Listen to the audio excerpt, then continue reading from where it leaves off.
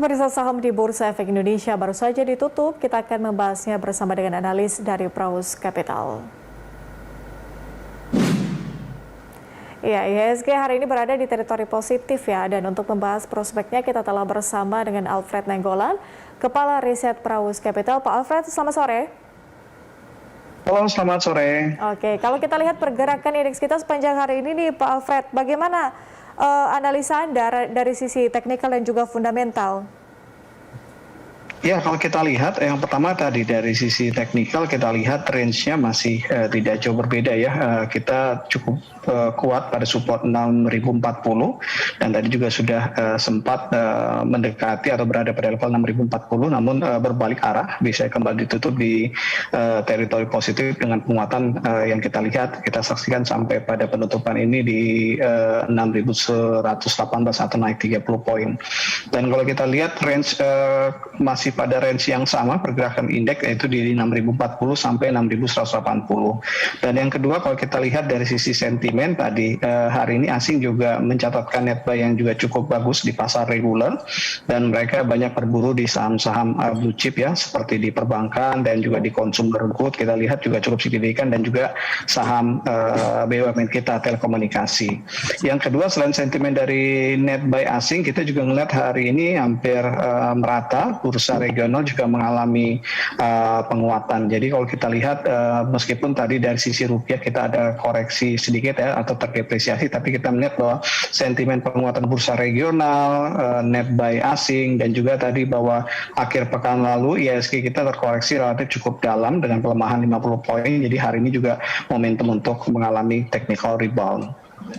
Berbicara soal beli bersih asing tadi yang Anda sebutkan Pak Alfred, apa sebetulnya pemicunya? Kenapa kemudian mereka berbondong-bondong untuk mencatatkan beli bersih? Dan bagaimana sebetulnya arahnya ini untuk investor asing kalau Anda lihat? Ya, kalau kita lihat di sepanjang tahun ini sebenarnya asing masih mencatatkan net buy ya. Jadi kalau kita lihat juga saham-saham yang mereka beli seperti Telkom, ambil contoh ya Telkom yang nomor 2 net buy asing hari ini di bawah BCA. Kita melihat bahwa mereka cukup konsisten melakukan aksi beli untuk saham Telkom. Jadi meskipun mereka sifatnya tidak agresif, tapi begitu saham Telkom mengalami penurunan cukup drastis mendekati level 3.000, 3.100, asing mulai pelan-pelan masuk. Jadi kalau kita lihat memang ada hal konsistensi yang kita lihat dan mereka juga terlihat fokus terhadap saham-saham blue chip yang memang punya performa yang cukup bagus. Kita lihat seperti BCA juga performa mereka juga cukup bagus di tahun ini, Telkom juga dan juga beberapa saham seperti consumer seperti Indofood dan yang lainnya.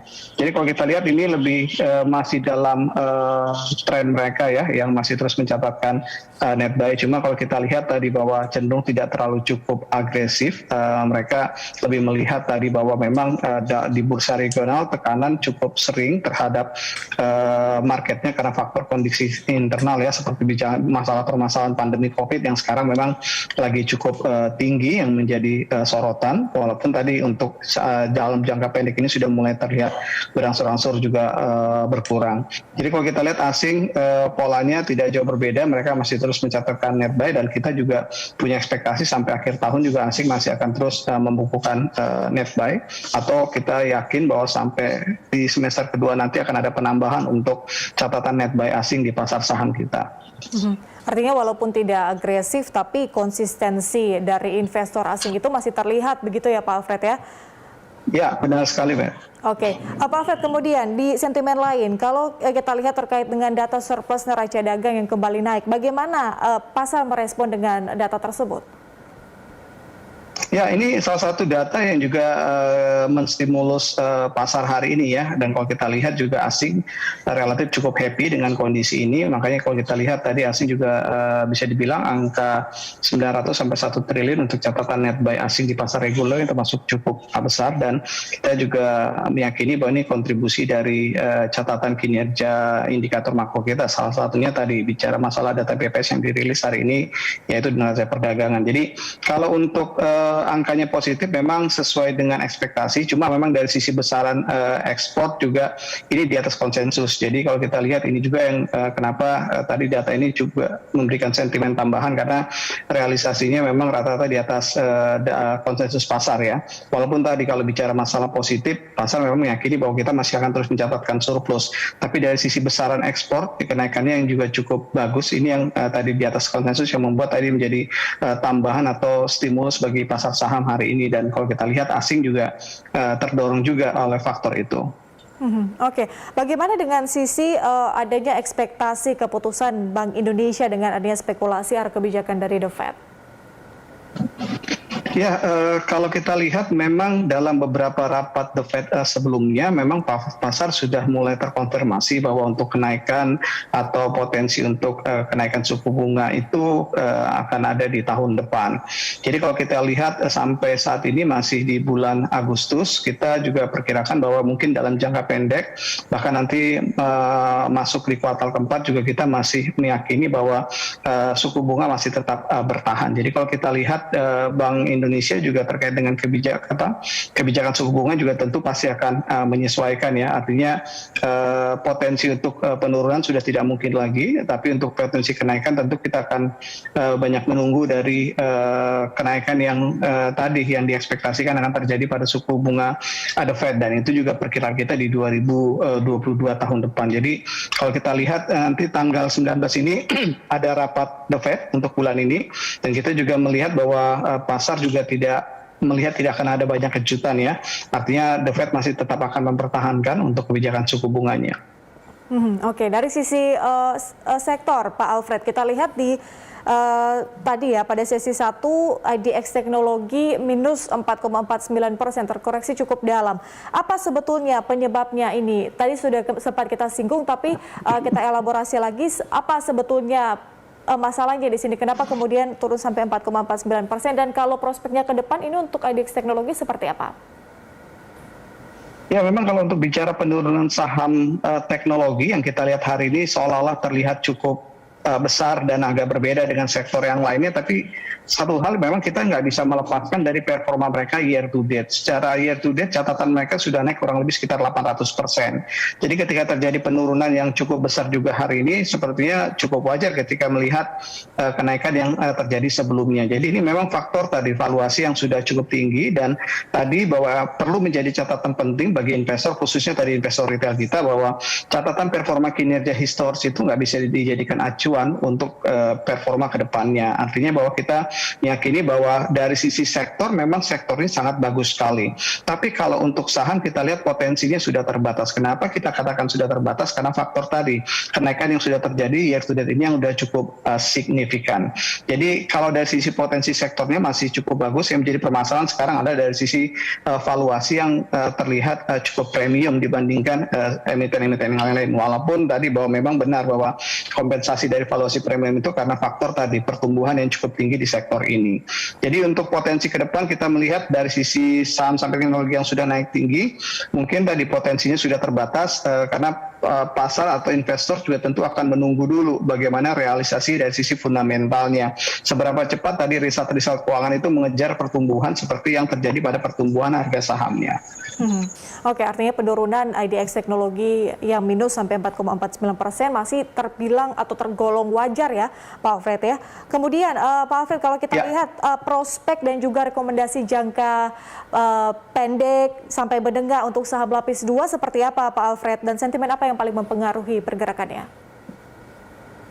Ya, kalau kita lihat untuk sentimen lapis kedua, kita masih tetap prefer kepada emiten-emiten yang punya performa cukup bagus sampai di kuartal kedua 2021 ini ya. Dan apakah banyak sekali, bahkan beberapa emiten juga punya valuasi yang masih cukup murah.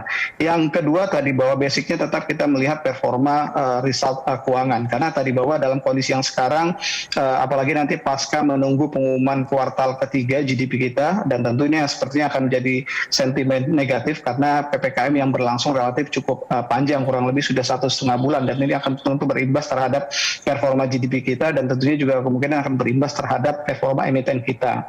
Jadi ini yang perlu disikapi bahwa dalam mengantisipasi di kuartal ketiga ini tentu tadi emiten-emiten yang masih mencatatkan kinerja fundamental cukup bagus atau kinerja performa keuangan yang cukup bagus, ini menjadi bumper yang cukup bagus sebenarnya bagi saham-sahamnya. Kita memang melihat bahwa sepertinya tekanannya juga akan cukup besar ke depan karena faktor tadi PPKM ini pasar akan melihat seberapa besar dampaknya terhadap pertumbuhan ekonomi kita di kuartal ketiga. Jadi sarannya memang lebih kepada emiten yang punya result bagus, dan kemarin juga sampai di kuartal kedua cukup banyak emiten-emiten yang masih memberikan kinerja atau pertumbuhan yang cukup signifikan, dan ini yang perlu menjadi perhatian sebenarnya bagi investor. Contohnya apa? Seperti misalnya emiten di sektor kesehatan, healthcare, atau emiten di sektor poultry atau ternak yang memang mencatatkan performa yang cukup signifikan sampai di kuartal kedua, dan itu bisa menjadi sebuah bumper sebenarnya terhadap tadi potensi